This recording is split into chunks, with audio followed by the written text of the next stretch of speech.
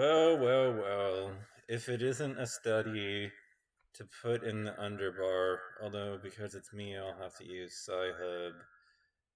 Although I can probably just go to share PDF to send this to you, so I may have to do that work in a little bit, log into the sites and everything. But this is, I mean, this has been out since 2014, and Joy Ann Reid apparently never came across her desk, as she absolutely insisted on asserting that there was more to this story about how Trump won than economic anxiety, and pointing the card at racism and misogyny as factors. But you know one thing we do note about racism too is that the more black a racist see somebody's face as, the more they don't like them. But basically, when the economy declines, racial minorities are hit the hardest. Although existing explanations for this effect focus on institutional causes, recent psychological findings suggest that scarcity may also alter perceptions of race that exacerbate discrimination. We tested the hypothesis that resource scarcity causes decision makers to perceive African Americans as, quote, blacker, and that this visual distortion elicits disparities in the allocations of resources. Studies 1 and 2 demonstrated that scarcity altered perceptions of race, lowering subjects' psychological threshold for seeing mixed race face as black as opposed to white. In the studies 3 and 4, scarcity led subjects to visualize African American faces as darker and more stereotypically black compared with a control condition.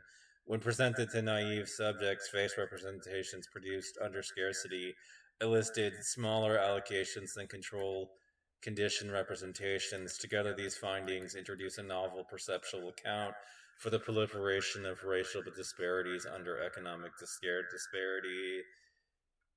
When the economy declines, racial minorities are hit the hardest.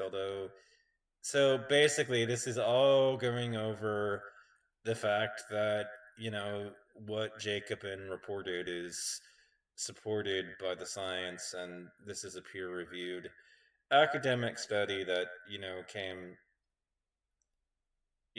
robust data that's coming out of it and everything, and connecting it. It's pretty reliable shit, and we're showing that there is ultimately a connection.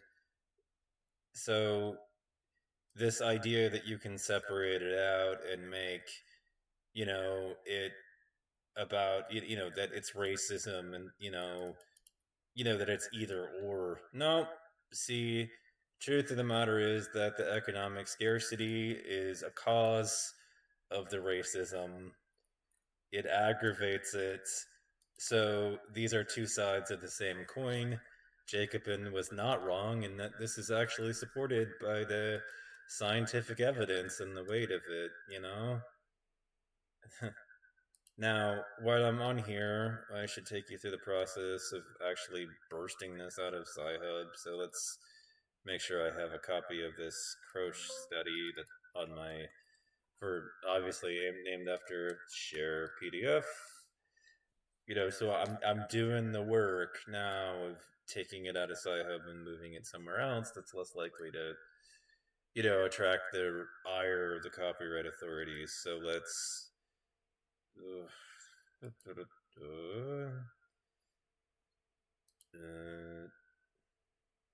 come on.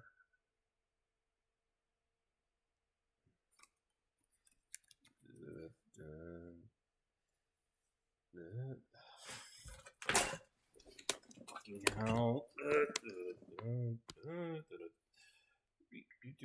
You make me use 2 verification factors. You suck. Yes, it's me.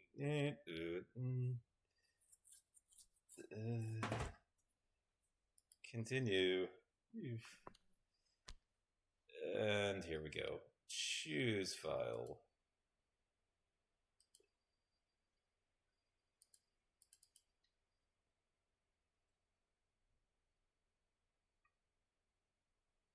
And now,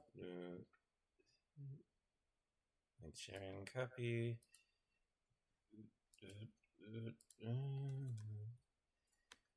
And there you go. That'll go right in the underbar.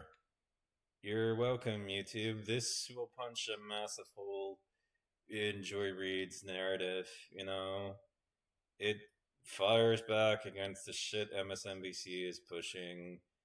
Sorry, Joy. You know, there isn't more to it than economic disparity.